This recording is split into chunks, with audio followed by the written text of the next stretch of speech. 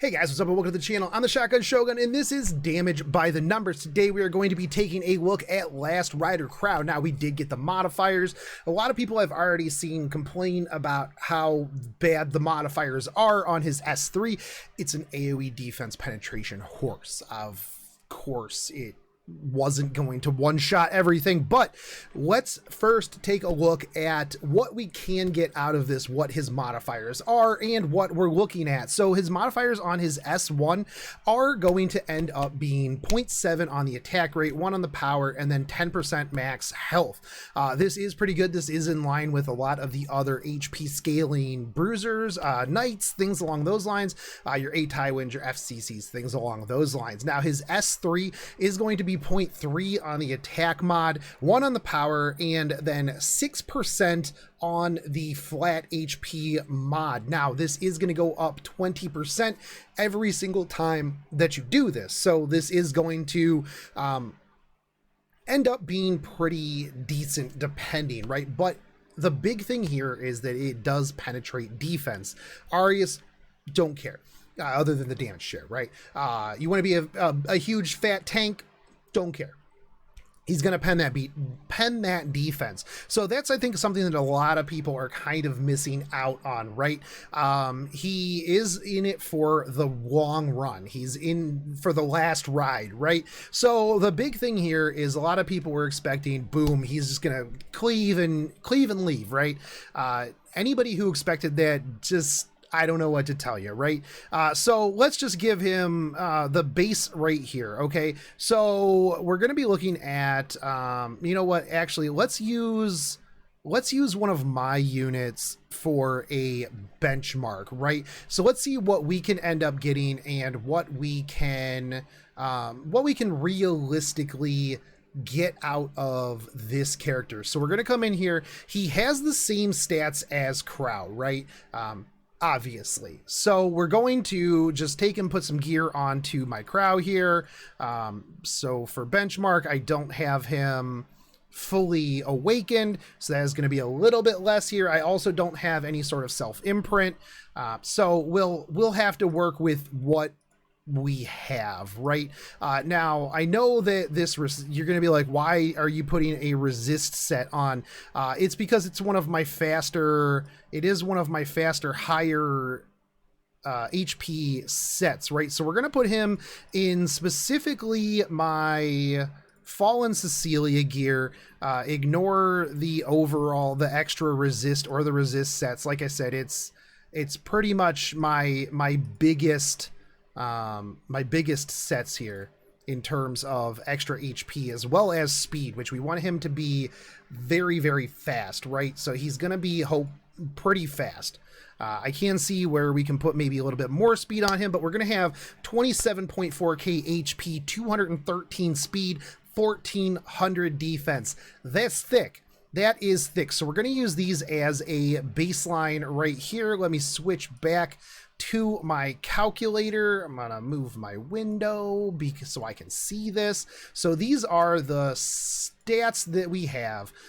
So let's go with, we've got 1829 attack. Now remember that if I do have this fully awakened, it would be extra as well. So these aren't even the max stats that he can get. I'm going to put in the 155 critical hit damage, not that it is going to really matter in any way, shape, or form. We're not going to care about the debuffs or buffs. Let's give him his 27,403 HP. And we're going to say right out the gate, let's see how much he does, like right out the gate. So if we're maxed out, right, that horse is going to be doing 5,300 defense penetrating damage. That's true damage, right? So that's actually not too terrible, especially for a knight that is rocking 27k HP at 213 speed. This is going to put that debuff immunity up as well. Now, if you do get a critical hit on the S1, that's going to be 3,500, but with only 39% critical hit chance, that's probably not going to happen, right? Now, I could potentially make him higher crit chance, but I don't think that that is really worth it considering his S3 is where the moneymaker is, and that does not crit, right? So even on a miss, you're doing 4,000 damage. This is really not bad, honestly, for pure true damage. That's going to be pretty okay. Now, the second time you do this, it's going to be 6,400. Third time you do it, 7,500. And then if you're going all the way to the late game, this is going to be 8,500 damage. You're just going to be going through, rocking stuff out. This is actually not too bad, and you're gonna get like a 2,900 damage shield, right?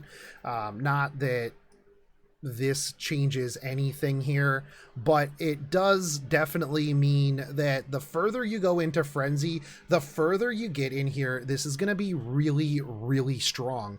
And I think that a lot of people are kind of overlooking the fact that this is true damage. Defense buff doesn't affect this. Anti-crit buff doesn't affect this.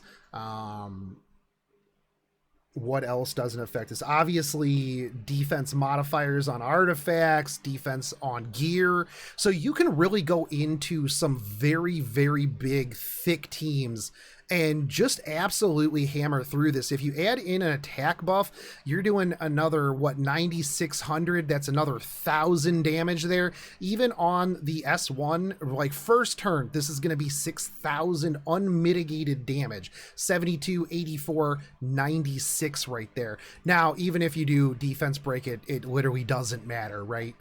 Increased defense doesn't matter.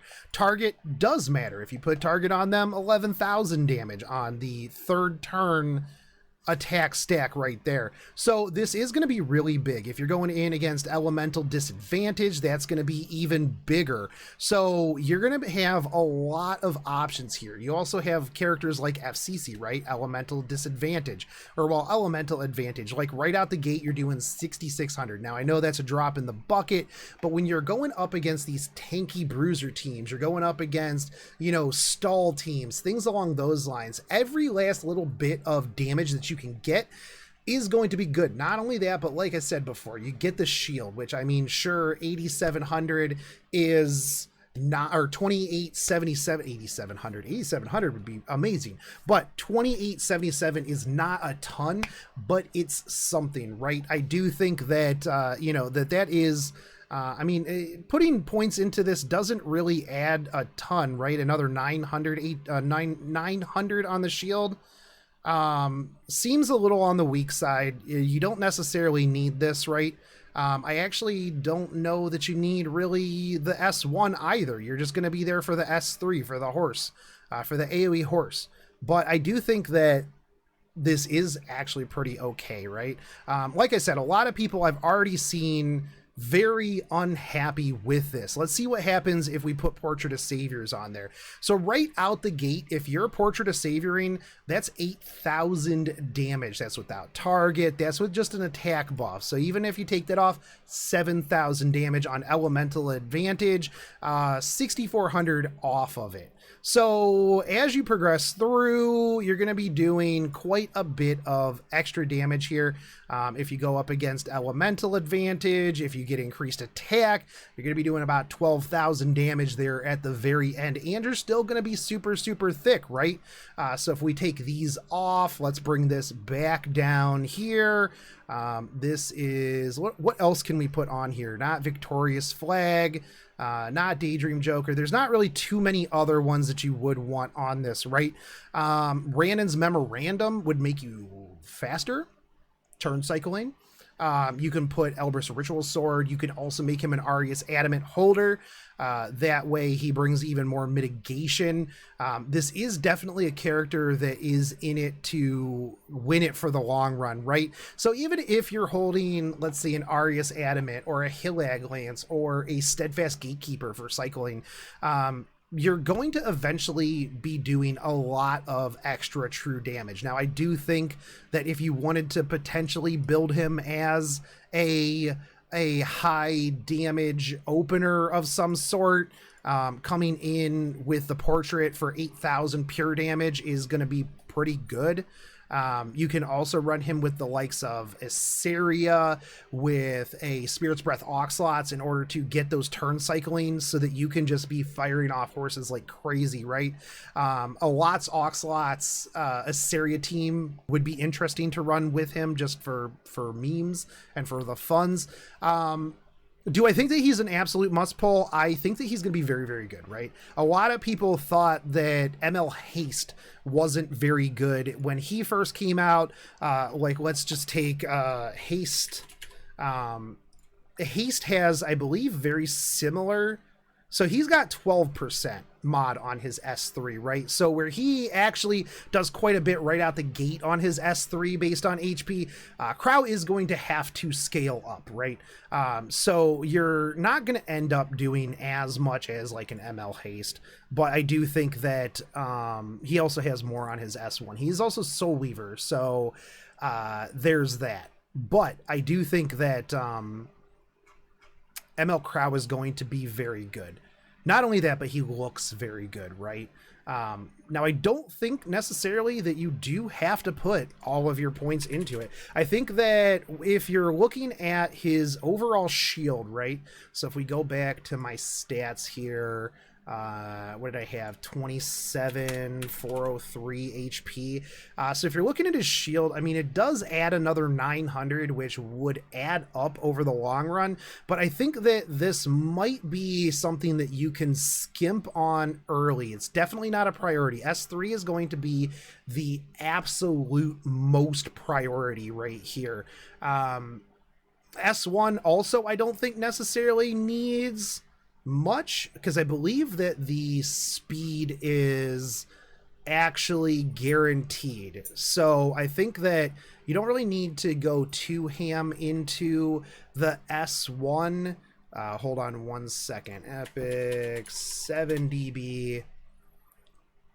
Last Rider Krau. So for the S1 is all just damage, right?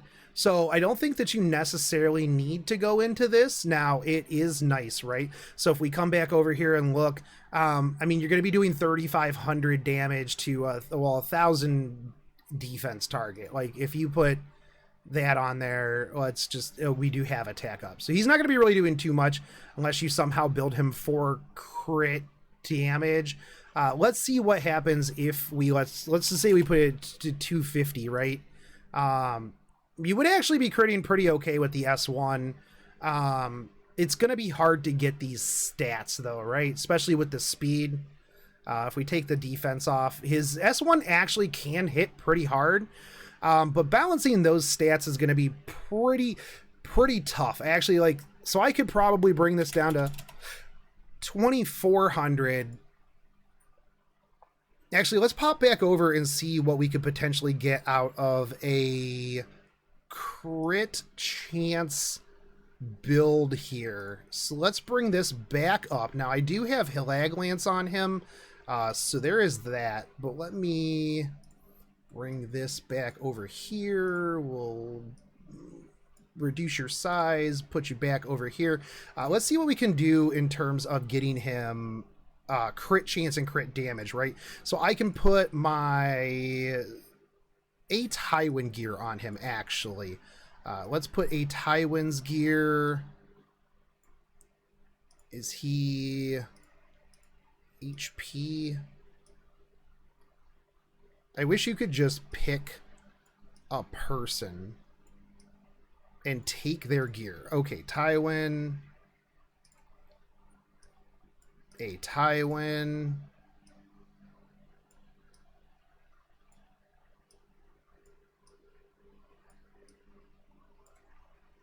Maybe he is crit. A Tywin. A Tywin.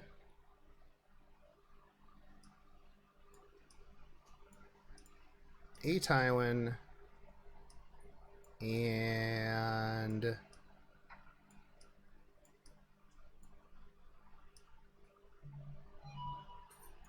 a Tywin. Okay, so not as much HP, right? I do believe that he would get more HP from his fully awakened. Not only that, but if you were to imprint him, right? So we're going to use this as our starter here. So, and I'll actually keep this up. Can we, where is my other screen? Do I have to, where are you, screen? Right here. Okay, so we're back up. So let's just use these stats as an example, right? So we have 1585 attack. We have 313 critical hit damage. We'll keep elemental advantage and increased attack. Now, unfortunately, we are going to have to reduce this down quite a bit. 18,964. So this is actually, I don't know about this one. So with Portrait of Saviors, you're down to doing like 6,000 on your S3. You're up to 8257 on your S1. That's not with any sort of defense or Arius Adamant. That obviously cuts down. If you were to defense break, it's going to be huge, but I don't think that this is the build right now. Let's say you were able to get this up to about 2200 and you had to sacrifice this down to like 275, right? I think that this is a good blend. I think that this is an option. Unfortunately, you are 177 speed, right? So I think that that overall is not as good as just working the S3, cycling the S3, getting your turns, getting your points, your stuff in there, and going from there. Now, his S1 is going to increase his speed, right? And so even though you're not going to be hitting for a lot, if we go back to, let's just say we had 1900, 151, and then your caster HP was 27,403. Now, even if you're not hitting for normal, you're hitting for 3,500, right? And this is with your attack buff, with your elemental disadvantage. Let's take this off, 2,700, right?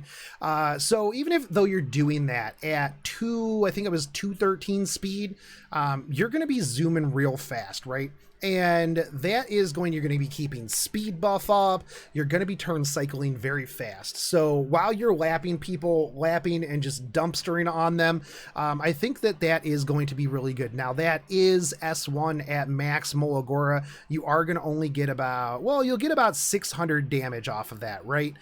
So I mean, that is pretty decent size. By the time you're hitting S3, you're going to be lapping super fast, hitting 10,000 damage almost, and you're going to be going zooming fast, right? And so this is going to actually be pretty decent. I think that Last Ride Krau is definitely a last ride. You're gonna be in Frenzy 27 and just one-shotting things. I think that is pretty much how this character is going to go. I don't necessarily think that Portrait is the best option for him. I think some of the Night artifacts are probably going to be a bit better. Maybe a Justice for All actually would be pretty solid on him, although you would overlap with the speed buff and the debuff immunity, so maybe not, right?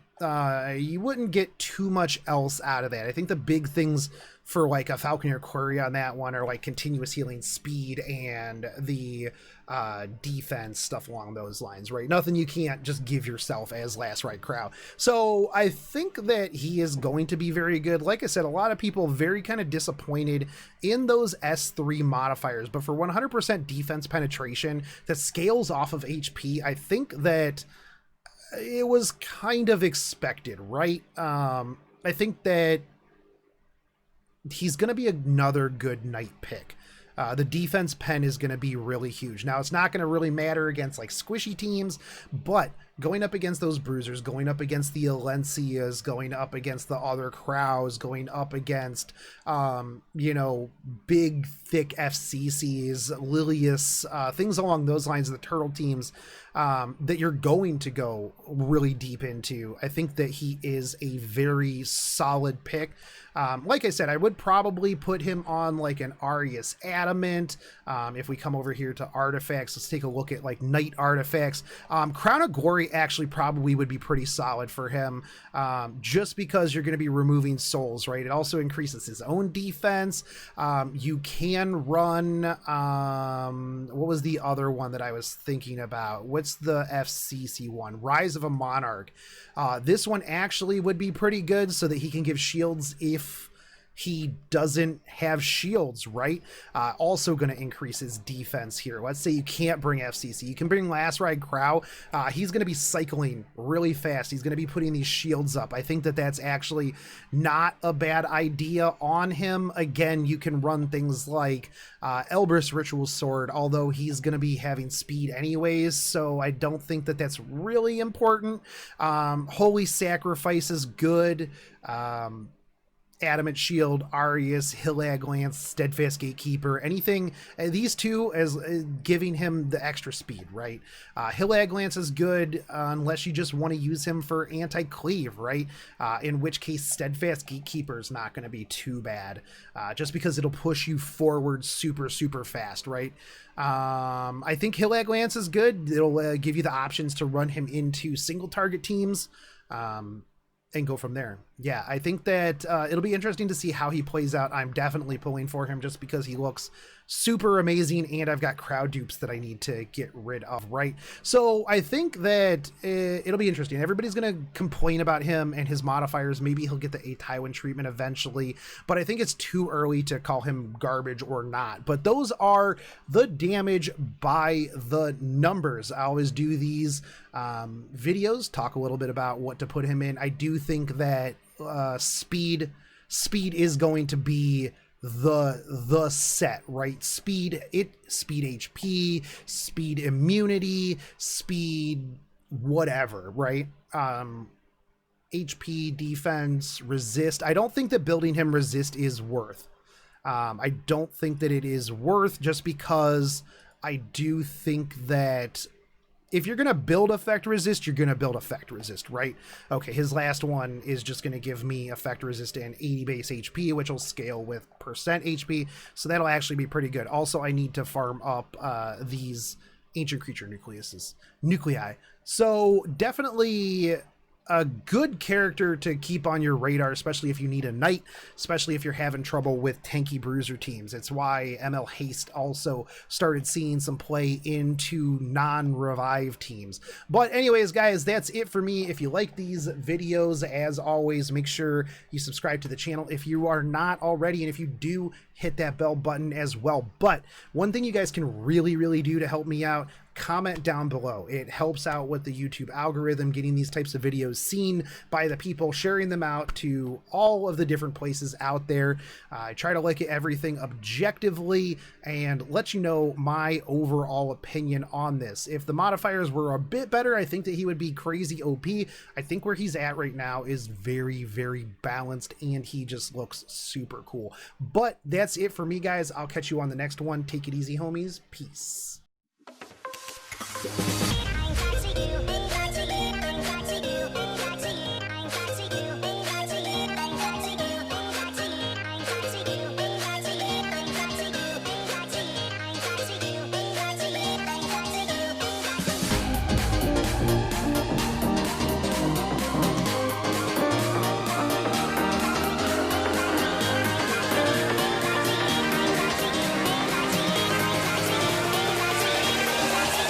Crack it.